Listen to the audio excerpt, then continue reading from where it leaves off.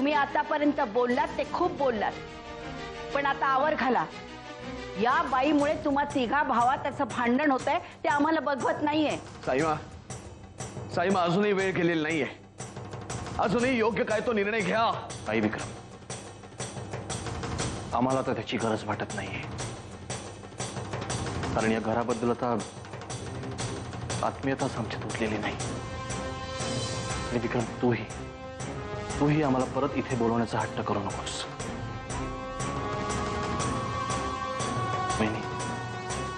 वहिनी, तुम्ही खूप केलेत आमच्यासाठी. लहान भावाप्रमाणे सांभाळत आम्हाला, हे आम्ही कधीच नाही विसरणार. वहिनी, तुमच्यासाठी आता एक चांगली गोष्ट होणार आहे.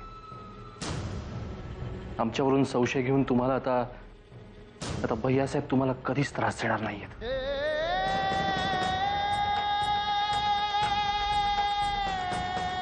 कारण आता आम्ही या घरात राहणार नाही. विक्रम सोड. विक्रम, आम्हाला जाऊ दे. पुरुषा पदे आमची काही बोलणार नाहीस. सोडा मला.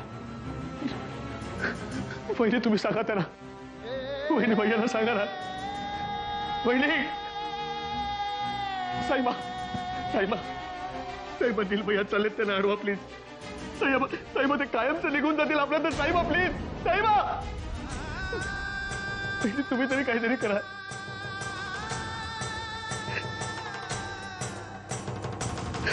वहिनी, दिल भैया,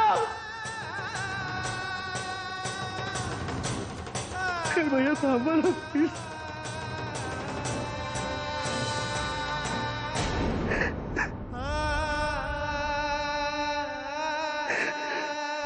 हॅलो, साक्षी बोलते. हॅलो, इथे रेंज येत नाहीये. हॅलो बाबरे.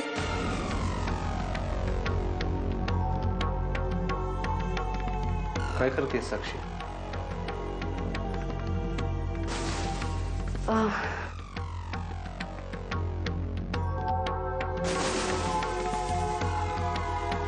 राज, फोन कोणाला करत होतीस? आणि मी आल्यावर कट का केलास? माझ्या नकळत कोणाशी बोलायचं होतं? असं का बोलतोस तू? नाही साक्षी, तू माझ्यापासून काहीतरी लपवतीस, हो ना? मी घरी. हो, मग कट का केलास? आईने उचलला ना फोन, म्हणून कट केला. नाही म्हणजे मला देवशी बोलायचं होतं ना. आईला कसं सांगणार मी इथे तुझ्या बरोबर आहे म्हणून. चल झोपूया. तुम्ही आमच्या चारित्र्यावरती संशय घेत आला.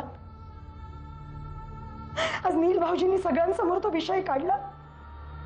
त्यावेळेला आमच्या मनाची काय अवस्था झाली होती कधीही कळणार नाही तुम्हाला. नका असे वागू. अशीच सगळ्यांची मनं दुखवत राहिला तर एक दिवस पश्चाताप करण्याची सुद्धा संधी मिळणार नाही तुम्हाला. आम्ही असेच वागणार, कारण लोकांना आमची गरज असेल, पण आम्हाला कुणाचीही गरज नाही. कशी आहेस तू? आणि तू पोचलीस का त्या ठरलेल्या ठिकाणी? हो, मी ठरल्याप्रमाणे ताई मावशींकडे पोचले. कशी आहे मावशी? मावशी मजेत आहे एकदम. मी ना आता खूप थकले आहे. थोड्या वेळाने फोन करू? एक काम कर, तूच मला फोन कर, मग आपण नंतर बोलूया. हां बरं. पण साक्षी, काळजी घे आणि सावध राहा.